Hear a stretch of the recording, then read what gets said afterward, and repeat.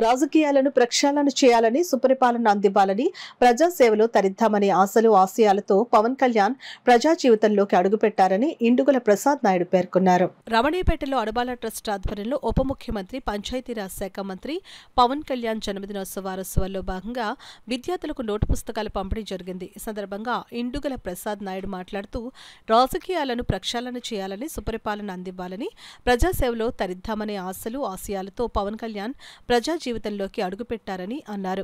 ఆ దిశగా ఇప్పటికే తన మంత్రిత్వ శాఖల పరిధిలో మార్పులకు శ్రీకారం చుట్టారని అన్నారు. గ్రంథాలయ విశ్రాంతి అధికారి చింతపల్లి సుబ్బారావు మాట్లాడుతూ, అశేష జనాభాని ప్రభావితం చేయగల వ్యక్తిగత ఆకర్షణ ఉన్న పవన్ కళ్యాణ్ పుట్టినరోజు వారోత్సవాల్లో భాగంగా రోజుకొక సేవా కార్యక్రమాన్ని నిర్వహిస్తున్న అడబాల ట్రస్ట్ సేవలు అభినందనీయమని అన్నారు. ఈ కార్యక్రమంలో అడబాల రత్నప్రసాద్, కుమార్ యాదవ్, ఎస్ శ్రీనాగేష్, పి సూర్యనారాయణ, సత్యనారాయణ తదితరులు పాల్గొన్నారు. ఆంధ్రప్రదేశ్ రాష్ట్ర ముఖ్యమంత్రి పదవి స్వీకరించి ఆంధ్రప్రదేశ్ నవ్యాంధ్రప్రదేశ్గా, గ్రీన్ ఆంధ్రప్రదేశ్గా, అంటే ప్రతి ఇంట మొక్కలు నాటమని. ఎందుకంటే మన రాష్ట్రంలో హరిత అంటే ఓన్లీ 29% ఉందంట. జనరల్గా మన ఇండియా లెవెల్లో 33% ఉండాలన్నమాట.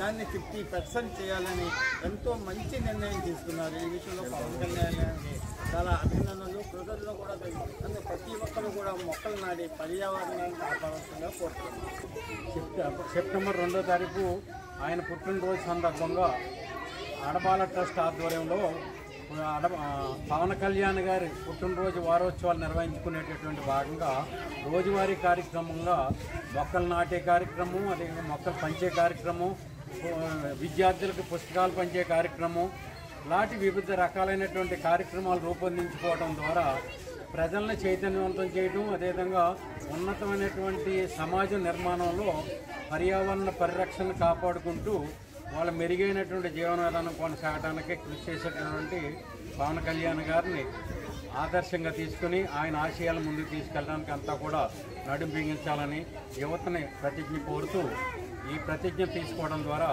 మెరుగైన సమాజం, మెరుగైన ఆంధ్రప్రదేశ్ పరిపాలన కొనసాగాలని కోరుతూ ఇలాంటి కార్యక్రమం నిర్వహించేటటువంటి అడబాల ట్రస్ట్ వారికి, రత్నప్రసాద్ గారికి, అదేవిధంగా అడబాల ట్రస్ట్ సభ్యులందరికీ కూడా ధన్యవాదాలు తెలియజేస్తాను.